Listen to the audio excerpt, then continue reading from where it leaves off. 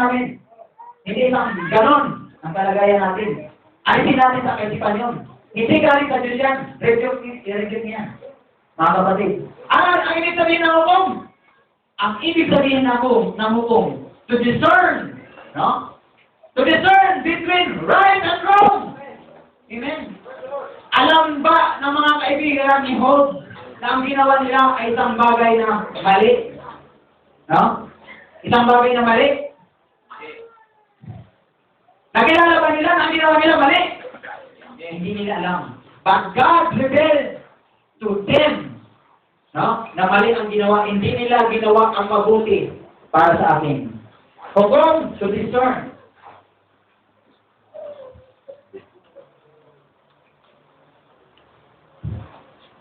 Saan?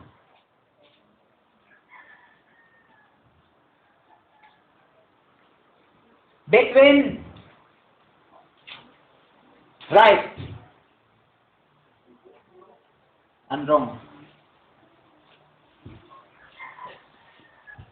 Sino makakasabi mali ang panahon natin ngayon? I will prove to you na ang message sa panahon natin ngayon ay isang bindikado ng Diyos. Kaya tayo pinaparanas ng mga bagay na mga espiritual. Ang espiritu ng Diyos ay pinararanas mula Carolina, mula rito at hanggang sa Quezon. No? Ang makakaranas nito, ang mayroong pananampalataya na nagmumula sa Diyos. Sabi ni Pablo, believe on the Lord Jesus Christ. You and your household will be saved. Amen? Sino makakapagsabi na hindi sila maliligtas? Naligtas ba ang kanyang sambayan? Naligtas ang sambayan ni Noah sa panahon nila noon? Sino makakasabi na hindi sila ligtas? Lahat tayo magsasabi na sila'y naligtas. Bakit? Ginawa nila ang paghahandog. Nung naligtas sila, continue pa rin ang paghahandog nila sa Panginoon. Amen. Praise God. Now, and behold, even I saw, bring a flood of waters upon the earth to destroy all flesh. No? Yung flood. To destroy all flesh. Wherein is the breath of life. No? Ang buhay ng buong tao ng sanlibutan ay sisirain ng Diyos. From the heaven and everything that is in the earth shall die.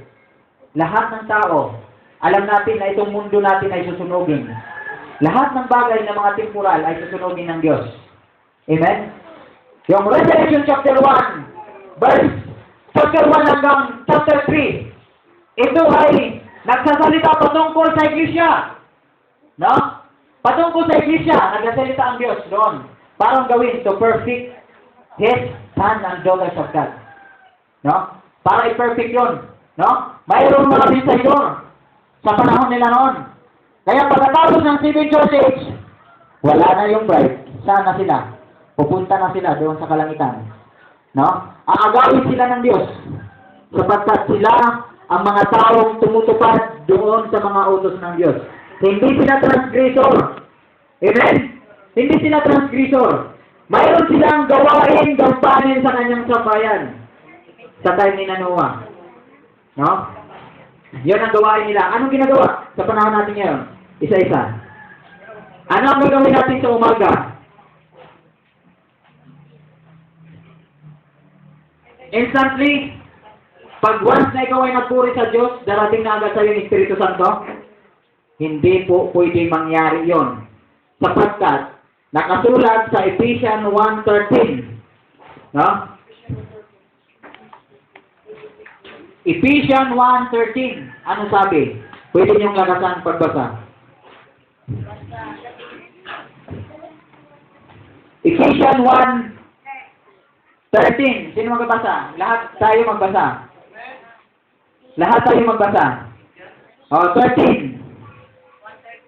1:13. In whom he also trusted after that he heard that word of truth, the gospel of your salvation, in whom also after that he believed, you were filled with the Holy Spirit of promise. Yes.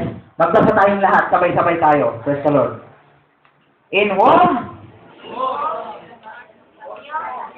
Trusted.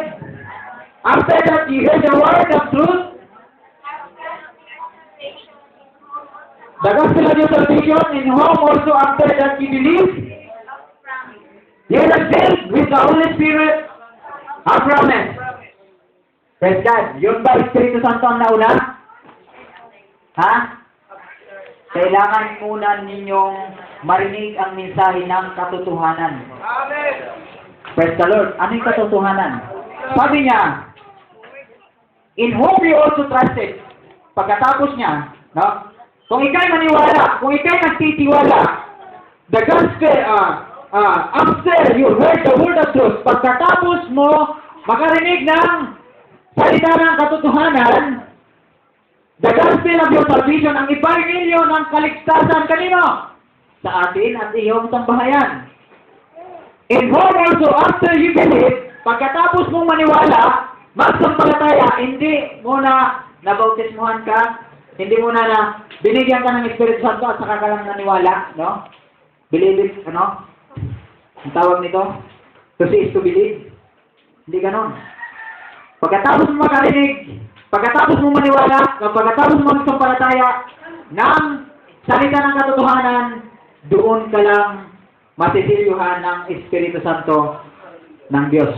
You were filled with the Holy Spirit of promise. Yan. Hindi masama ng mga bagay na tayo ay mapuspos ng Espiritu Santo. Pero hindi dapat hanggang doon ka lang. Amen? Hindi dapat na doon ka lang manatili. Mayroon tayong working in the life. Amen? Hindi masama yon. Pero, yon ay isang manifestasyon na mayroon ka ng salita ng katotohanan. Praise the Lord.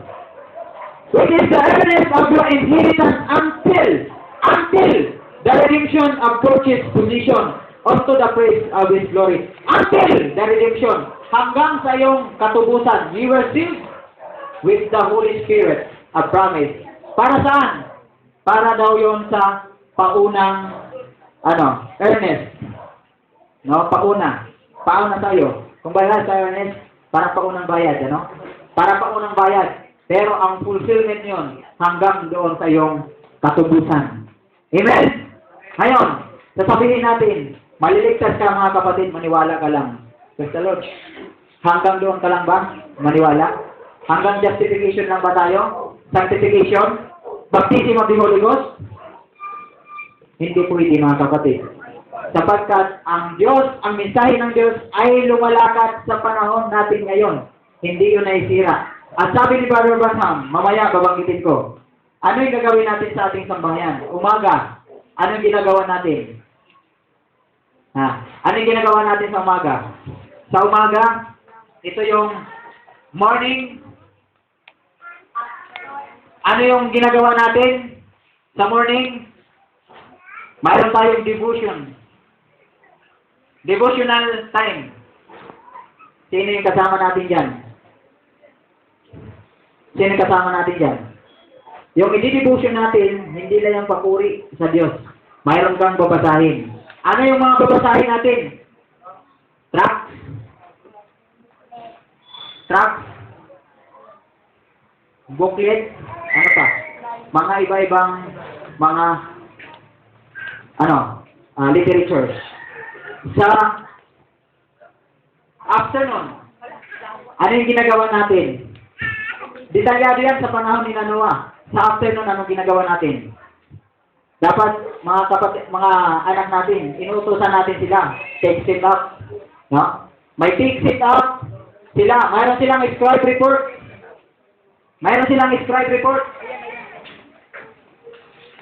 Scribe, ano pa? Sit up report. Sit up o take sit up. No? Sino lang nakakagawa niyan? Dito pa lang, mga kapatid, yung ating mga anak, madidevelop ang kanilang espiritual na kalagayan. Hindi tayo isang bagay na makapaghadlang sa kanila. Tayo ang magbibigay ng guide sa kalagayan nila. No? Tayo yung giya sa kalagayan ng ating pamilya para sila maligtas. Hindi natin pinababayaan. No? Sa evening, anong ginagawa natin? No? Sa evening, hanggang gabi. Sina Noah ba? Isang araw lang gumagawa, Lunes lang? Hindi po. Araw-gabi, mayroon silang devotional time. Evening. Sa evening, dito natin ginagawa yung prime time activity. No?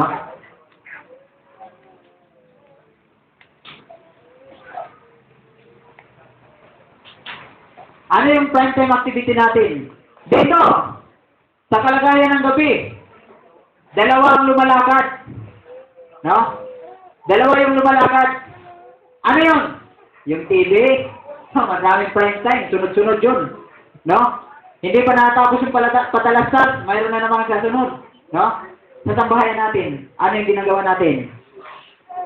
May prime time tayo. Marami tayong gagawin. Amen? Yan ang ginagawa. No? Kung hindi natin magawa ito, useless lang ang ating pagsamba. Amen? Useless lang. Kung tayo naniniwala sa kalagayan ng mensahe sa panahon natin ngayon, hindi tayo magmumurmur sa ginagampanan natin ngayon. No? Sabi ko nga, isang mensahe, no? Isang mensahe na isang bagay na makakapagpapasok sa kalagayan natin, physical. Basahin ko ang isang bagay na quote ng isang propeta. Okay. Ito ay isang patnubay. Isang patnubay, paragraph 54. Sabi niya, ang kailangan natin ay isang makaluma. No, take note. Ang kailangan natin ay isang makaluma. Sugo ng Diyos. Nakakapasong reliyon na papasok sa kamunduhan na iyon palabas sa iglesia. No? Isang bagay, sabi nga, kailangan natin ng isang sugo na makaluma ng Diyos. No? Isang makaluma na sugo ng Diyos. Na ang taglay na mensahe nito ang siyang magpapasok at makakapasok ng isang makamundo. At siyang maglalabas sa iglesia. Kailangan natin manumbalik sa banal na espiritu at apoy. No? Pabalik sa bagay na sumusunod sa basura palabas. Ipinapanumbalik ang makalumang pangangaral. Itinataas ang kalangitan at ang impyerno ay pinapainit. Nagtutuwid, kailangan natin ang ganyang uri ng pangangaral. Ngunit, gawin mo ito ngayon. Pakalitis ka ng iyong kongregasyon. Amen? Ilan sa mga kongregasyon na taglay ng mensahe sa panahon natin ngayon na pinaalis sa kanilang kongregasyon? Ilang mga end-time na taglay nila yung mensahe na pinaalis doon sa kanilang denominasyon? Ilan sa kanila? At ilan sa atin dito na nagsialisan at umiwalay sa mensahe na sa panahon natin ngayon? Ilan sila? Sino nakakaalam? Hindi pwedeng i-deny sa panahon natin ngayon. Dahil ang Diyos, sa bawat panahon, bibigado ang kanyang salita. Hindi mo pwedeng i-ignore yan, mga kapatid.